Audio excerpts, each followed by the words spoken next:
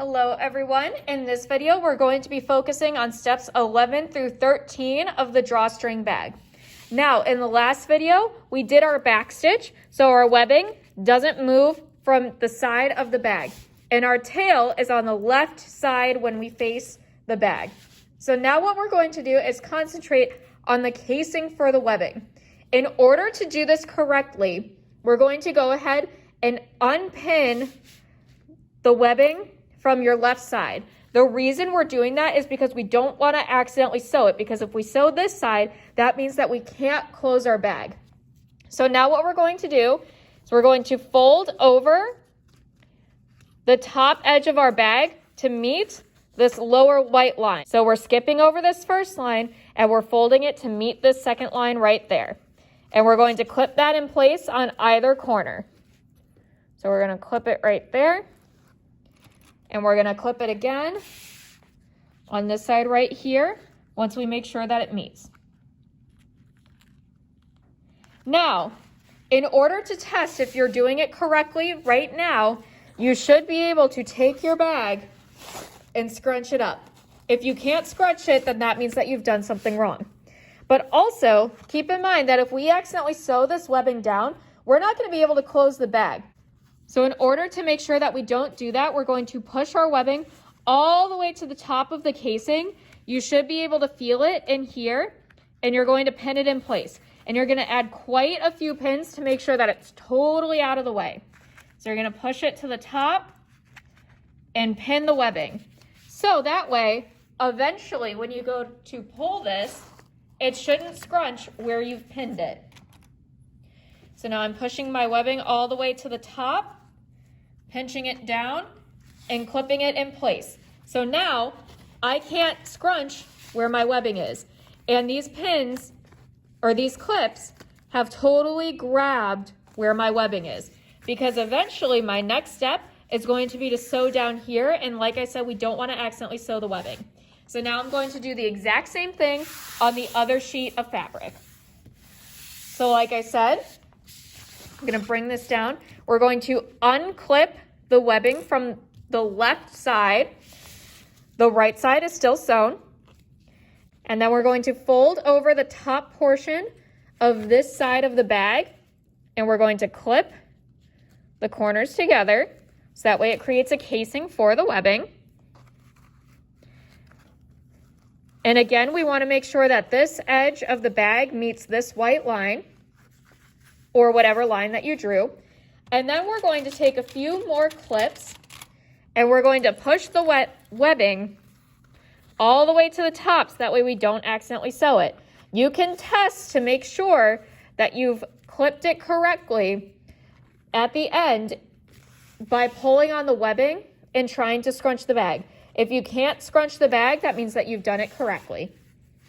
So again, I'm feeling for my webbing. I know that it's hard to see on camera because it's a feeling and not something that you can watch, but we really want to make sure that we get this webbing totally out of the way. So now I'm going to try. I can't scrunch it because all these pins are holding the webbing out of the way. You will need quite a few pins. So now in the next shot, I'm going to show you how to sew this.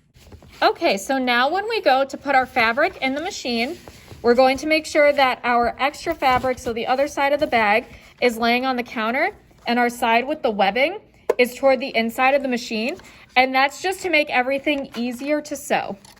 Now we're going to make sure that we sew at a 1/4 inch seam allowance, lining up with this edge of the fabric, so the bottom of the webbing casing. We want to make sure that everything's nice and straight, which I'm redoing here, just because I wasn't happy with the placement before. And then we're just sewing another straight line. However, as you sew, make sure you feel for your webbing because you don't want to accidentally sew your webbing. If you sew your webbing, you will not be able to close your bag. So now that I can feel that my webbing's over here and my stitching line's going to be down here, I'm going to go ahead and sew forward at a 1/4 inch seam allowance. And then I'll backstitch just like always. And now I'm sewing forward one more time, always at a 1/4 inch seam allowance. And I suggest going slow to make sure that you don't accidentally mess up.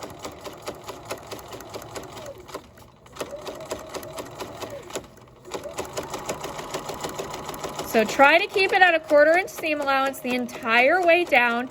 If you get a little bit off, it's okay to readjust, just like I'm doing, because sometimes fabric's not always cut perfectly.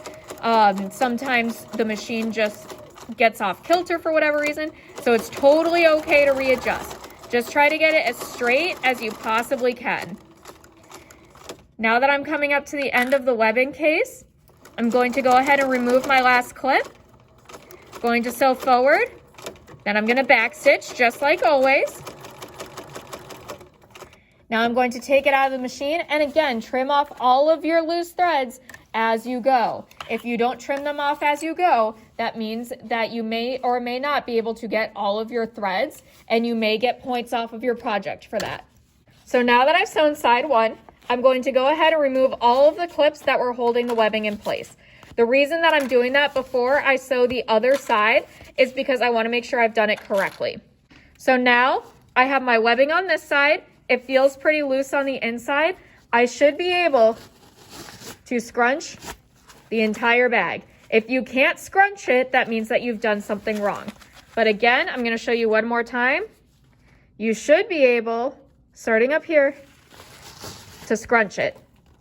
If you can scrunch it, then you can go ahead and sew your second side. If you can't scrunch it, then that means that you need to grab a seam ripper. I'm going to show you how to sew the second side really quick, just in case you wanted to see one more example. And then we will be done with this video. I'm going to place my fabric where the edge of the webbing casing is lined up with the edge of the presser foot to give me a 1/4 inch seam allowance or a 1/4 inch seam allowance. I'm going to sew forward a bit. And I'm going to backstitch. And as I sew, I'm making sure to feel for my webbing to make sure that I'm not accidentally sewing the webbing down. Again, if I accidentally sew my webbing down, that means that I won't be able to close my bag. So we're going to sew all the way to the end. What's nice about this project is that they're just straight lines. That's all that we're sewing is straight lines. Now you can see I'm getting a little off kilter. So I'm going to do something that is okay. It's not necessarily a best practice, but it's okay. I lifted up my presser foot to move my fabric over a little bit, so that way I could start sewing at a 1/4 inch seam allowance again. Again, it's not always best practice, but if you need to do it, it's okay if you do it every now and again. It just may make your seams look a little different. So now that I'm coming up to the end, I'm going to remove that last clip. Going to sew all the way to the end, and then I'm going to back stitch for about 1 inch, and then I'll sew forward. Then I'm going to cut off my loose threads as I go, so that way I make sure that I don't get points off for loose threads. And then where I moved my presser foot, you can see there's a little bit of a zigzag. It's not the end of the world if that happens. Try to avoid it, but if it happens, it happens. So I'm trimming off my loose threads, and then I will zoom out to show you what the finished product looks like.